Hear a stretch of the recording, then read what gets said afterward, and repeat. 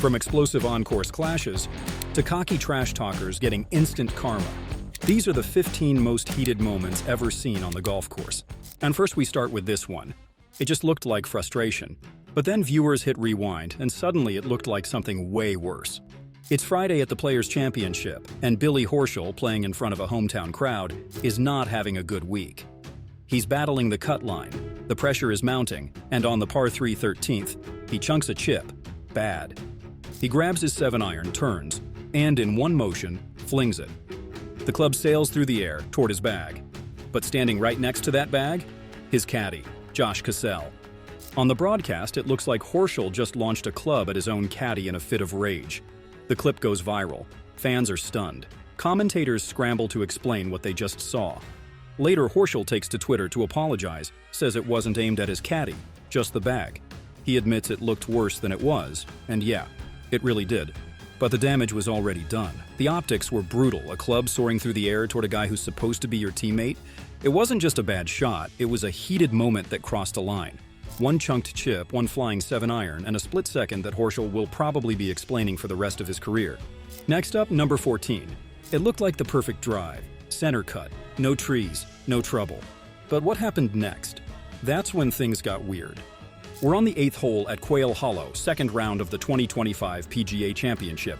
Shane Lowry strolls up to his ball expecting a clean lie, but instead, he finds it buried deep in the ground. Not just a bad bounce, this thing is wedged in an old pitch mark, someone else's. And that one detail changes everything. By rule, he can't take relief unless the ball plugged into his own pitch mark. So, he calls in a rules official, trying to get clarification. But just as the discussion begins, bam! An ESPN on-course reporter chimes in loud enough for everyone to hear. "That's not your pitch mark." Lowry didn't ask. He didn't want commentary, and just like that, you could see something shift in his face. Like someone had just poured gasoline on a flickering flame. His next shot? Chunked into a greenside bunker. Then comes the explosion. He slams his club into the ground, rips up a chunk of turf, storms toward the green, and as he walks off, cameras catch him yelling, "F this place." Lowry later admitted it wasn't the ruling that broke him. It was the broadcast guy stepping in at the worst possible moment. A mental grenade in the middle of a major. The bogey dropped him outside the cut line, and just like that, the frustration, the pressure, and the bad break all came together and blew the whole thing apart. Coming in at number 13. Not all heated moments come with yelling. Some are silent, and somehow that makes them even colder. It's the final round of the 2025 Masters. Rory McIlroy and Bryson DeChambeau, two of golf's biggest names, are paired together in a high-stakes Sunday showdown at Augusta. You would expect at least some tension, but what happened out there? It wasn't tension, it was ice. According to Bryson, Rory didn't say a single word to him, not even a nod. No good shot, no eye contact. Just pure, unbroken silence. "He didn't talk to me once all day," Bryson said after the round. Clearly surprised, maybe even a little hurt.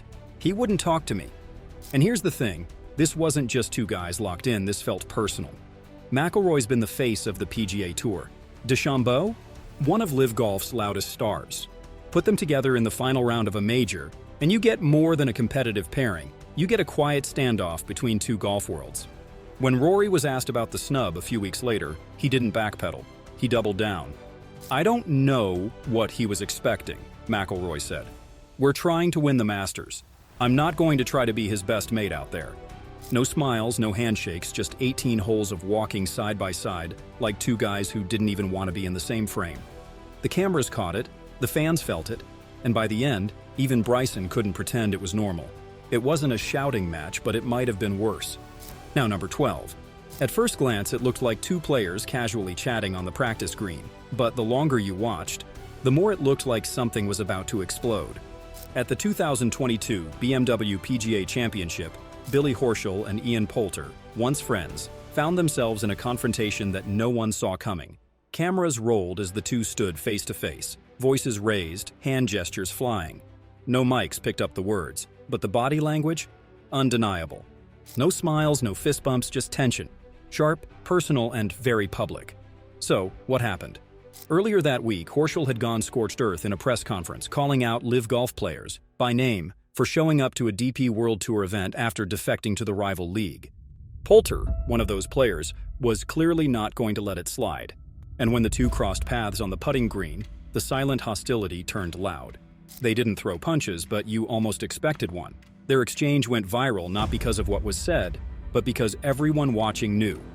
This wasn't just a disagreement. This was personal. This was the cost of golf's civil war playing out in real time. One green, two players, and one moment that made fans everywhere lean in and ask, wait, are they about to fight? Here we are at number 11. Most golf fights end with cold stares or maybe a passive-aggressive rules dispute. This one ended with a man in a headlock and a player in jail.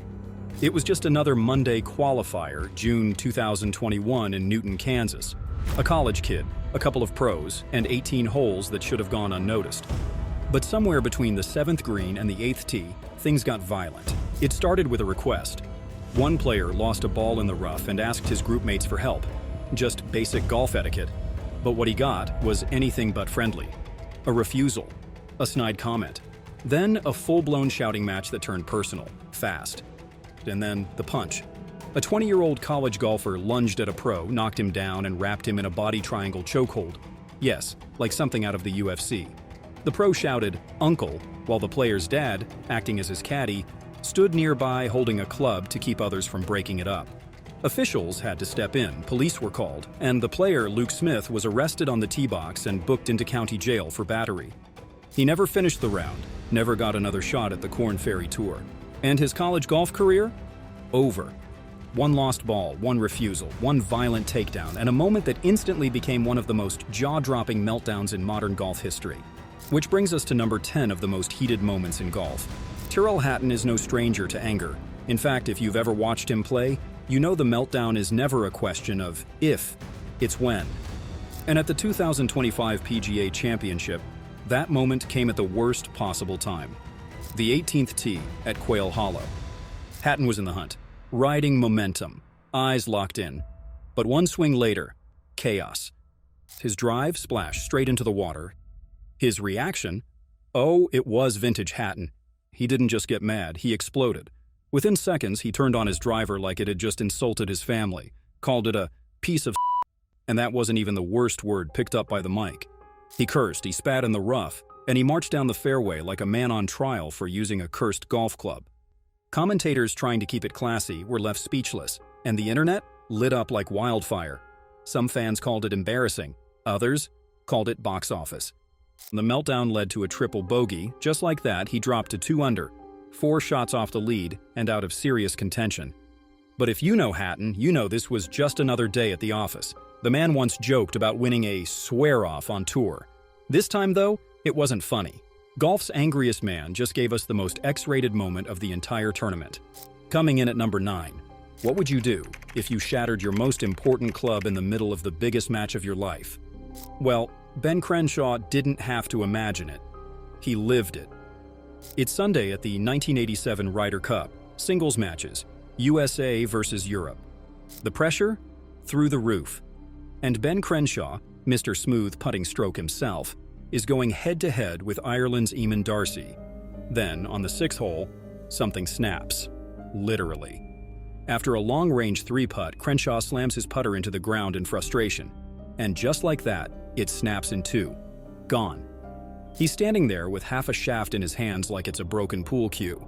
And here's where it gets even better. Ryder Cup rules don't let you replace a damaged club unless it breaks by accident. So for the rest of the round, Crenshaw is stuck, trying to putt with a 1-iron. Yeah, a 1-iron. One of the hardest clubs in golf to even hit, let alone use like a putter. At times, he even pulled out a sand wedge just to survive on the greens. And the wildest part? He actually made a comeback, took the lead on the 16th hole, but Darcy wasn't done. He clawed it back, won the 17th, and when Crenshaw found water on 18, the match was over. Crenshaw lost 1 up, and Europe won the Ryder Cup on American soil for the first time ever. One moment of frustration, one broken club, and a Ryder Cup turned upside down. Next, number 8. Sometimes the most heated golf moments don't happen during a round. They happen before it even starts. We're at the 2023 Dubai Desert Classic. The range is quiet. Players are warming up. Then Patrick Reed shows up to the driving range like it's just another day. He spots Rory, walks over to say hello, maybe extend a handshake, but Rory, doesn't even look up, just stares at the ground like Reed doesn't exist. Why? Oh, maybe because one of Reed's lawyers had literally served McIlroy a subpoena over the holidays. Just a few weeks earlier, on Christmas Eve. Yep, served legal papers on one of the most relaxing days of the year. So no, Rory wasn't in the mood for small talk. Now here's where it gets juicy. Reed shrugs it off, kind of. As he walks away, he flicks a tee in Rory's direction. Not hard, but with just enough petty energy to make it feel like a drive-by insult. The moment was caught on camera and immediately dubbed Teagate, and the golf world couldn't get enough. McIlroy later said, "If I were in his shoes, I wouldn't expect a handshake. Cold. Ice cold." And just like that, the line between LIV golfers and PGA loyalists turned into open hostility. Coming in at number 7. And what starts as just another frustrating round quickly turns into one of the most heated golf rants ever caught on camera. At the 2015 US Open at Chambers Bay, Billy Horschel wasn't just frustrated. He was furious, and he didn't hold back. On one hole, he taps a putt that crawls toward the cup like it's in slow motion, then rolls 4 feet past it. Horschel snaps. He starts flailing his arms, mocking the greens, waving at invisible ghosts as the cameras zoom in. And from there, it only gets louder. After his round, he steps in front of the media and completely unloads. No filter, no sugarcoating, just fire. He calls the greens the worst rolling greens I've ever played on. Says he's lost respect for the USGA. And then he gets specific. Hole number 4, god-awful. Hole number 10, he says it's literally dirt. Not sand, not grass. Dirt. And he's not just ranting about the conditions. He's coming for the entire tournament setup. Course design, green speeds, the fan experience. At one point, it sounds less like a post-round interview and more like a 1-star Yelp review directed at the USGA. Horschel didn't throw a club, he didn't scream at a rules official. But what made this moment so wild was how calculated, controlled, and brutally honest it was. He burned the house down with a smile. Here we are at number 6. It started with subtle jabs. A glance, a comment, a rivalry slowly simmering just below the surface.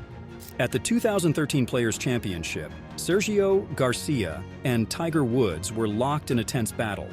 On the 3rd hole of the 3rd round, Garcia accused Woods of distracting him by pulling a club from his bag, leading to a poor shot. Woods dismissed the claim and the media frenzy began. But what began as on-course tension quickly escalated off the course. 2 weeks later, at a European Tour Awards dinner, Garcia was asked if he would invite Woods over for dinner during the upcoming US Open. His response? "We'll have him round every night. We will serve fried chicken." The room fell silent. The remark, invoking a racist stereotype, drew immediate condemnation. Garcia issued multiple apologies, calling his comment totally stupid and out of place. Woods responded via Twitter, "The comment that was made wasn't silly, it was wrong, hurtful, and clearly inappropriate." Garcia later left a handwritten apology note in Woods' locker at the US Open. In a rivalry already fueled by tension, this wasn't just a bad joke. It became one of the most uncomfortable and explosive moments in golf history. You've made it to our top 5. So you don't usually hear the words suspension and fight when talking about golf. But in 2011, Rory Sabatini came dangerously close to both. He had always been fiery, a little sharp, a little unpredictable. But in 2011, something shifted. It started at Riviera during the Northern Trust Open. A teenage volunteer was standing near his ball when Sabatini suddenly snapped, accusing the kid of interfering with his shot. Only problem? It wasn't even his ball. Wrong spot, wrong red, and a very wrong reaction. But just a few weeks later, things got even worse. At the Zurich Classic, Sabatini was paired with Sean O'Hare. Everything seemed normal, until it wasn't. Somewhere in the middle of the round, a routine disagreement spiraled into a full-blown shouting match. Loud, profanity-laced. So intense that O'Hare's caddy had to physically step between them to stop it from becoming a fistfight. Back-to-back blow-ups, players talking, tour officials watching. And suddenly, Sabatini wasn't just passionate, he was one step away from a 30-day suspension. It wasn't his first offense either. Golf fans hadn't forgotten the 2005 Booz Allen Classic, when Sabatini walked away from his own playing partner, Ben Crane, mid-round, furious over how slow he was playing. But this time, there was more on the line. A US Open spot, his tour status, his reputation. Which brings us to number 4. Nobody expected one of the PGA Tour's biggest stars to drop a bombshell in the middle of a rules dispute. But that's exactly what Sergio Garcia did. It happened during the first round of the 2022 Wells Fargo Championship. On the 10th hole, Garcia's tee shot landed near a creek, and as he made his way over to search for it, a rules official told him his 3-minute search window had expired. His ball was officially lost. That's when Sergio lost it. On a live mic, he muttered something no one could unhear. "I can't wait to leave this tour. I can't wait to get out of here, my friend. Just a couple more weeks and I won't have to deal with you anymore." Wait, what? In one furious outburst, Garcia had just confirmed the rumors swirling around him. He was leaving the PGA Tour and he wasn't hiding how he felt about it. The craziest part? The tour later admitted the rules official was wrong. The clock had started too early, before Garcia even reached the ball. But the ruling stood. The mic didn't just catch a rant, it caught a turning point. A live, unfiltered exit announcement fueled by frustration, controversy, and one very bad bounce. Next, number 3. Some golf moments get heated on the course. Others, they ignite a firestorm off it, and this one lit the LPGA on fire. In late 2003, 3-time major winner Jan Stevenson gave an interview to Golf magazine. The headline? Not a score, not a win. Just 7 words that shook the sport. "The Asians are killing our tour." She wasn't talking about competition, she was complaining, saying too many Asian players were dominating leaderboards, but not connecting with fans. She blasted them for a lack of emotion, said they don't try to speak English, and even floated the idea of quotas to limit how many Asian players should be allowed on the LPGA Tour. That's when everything blew up. Players, fans, and media pounced. Annika Sorenstam called the comments pathetic. Seri Pak fired back, saying Asian players had grown the tour and brought in new fans, new money, and new talent. It was no longer just about one interview. It became a debate about racism, respect, and what kind of sport the LPGA wanted to be. Stevenson tried to walk it back, claimed she was criticizing marketing, not race. But the damage was done. ESPN, The Washington Post, ABC News, everyone ran the story. And for many, her name became tied to one of the ugliest sound bites in golf history. Coming in at number 2. Golf doesn't usually do face-offs, but this was different. It's the 18th hole at the 2015 WGC match play in San Francisco. Tensions are already high. Keegan Bradley is taking relief near a fence, technically a temporary immovable obstruction. Looks simple, routine, until Miguel Angel Jimenez walks over and questions the drop. That's when things go sideways. Bradley's caddy, Steve "Pepsi" Hale, gets involved, chiming in a little too confidently and allegedly mocking Jimenez's Spanish accent. Whether he meant to or not, it didn't sit well. Jimenez snaps, turns to the caddy and says, "You shut up." Boom. That's all it took. Keegan goes crazy. He storms over, gets right in Jimenez's face and fires back. "You don't tell my caddy to shut up." They're toe-to-toe now. No backing down, no polite buffer zone. Just 2 pros in full-on confrontation, glaring at each other over a rules disagreement that suddenly feels way more personal. Players and officials step in to diffuse it, but the tension lingers. Thick, awkward, and unmistakably real. Even after Jimenez closed out the match 2-1, the handshake was ice cold. And when they walked off, more words were exchanged. It wasn't just a rules debate, it was a full-blown standoff, old-school tradition versus new-school attitude. And for a brief, unforgettable moment, golf looked like it was about to turn into a contact sport. And finally, number 1, and this one is straight out of a golf soap opera. It's Michelle Wie, 13 years old, playing in the 2003 US Women's Open, and instead of just facing nerves and pressure, she ends up in the middle of a full-blown clubhouse confrontation. Now, Michelle had just become the youngest player ever to make the cut at the US Women's Open. Huge moment. The golf world is buzzing, but not everyone was thrilled to share the spotlight. Enter Danielle Amica Payne, a veteran LPGA pro, and her dad, Ralph. Things start simmering during the round when Amica Payne allegedly gets upset about Michelle's on-course etiquette. We're talking dirty looks, tense greens, and some weird energy in the air. But that wasn't the blow-up. The real fireworks came after the round when Ralph Amica Payne reportedly confronts the Wie family outside the clubhouse. And by confronts, we mean verbal threats, shouting, and enough tension that the USGA had to assign security to Michelle's group for the rest of the tournament. Yeah, that bad. And Michelle? Shaken but silent. She didn't want to talk about it, just said, "Ask my dad." And let's not forget, this wasn't a 25-year-old rookie. This was a 13-year-old kid just trying to survive the weekend at her first major.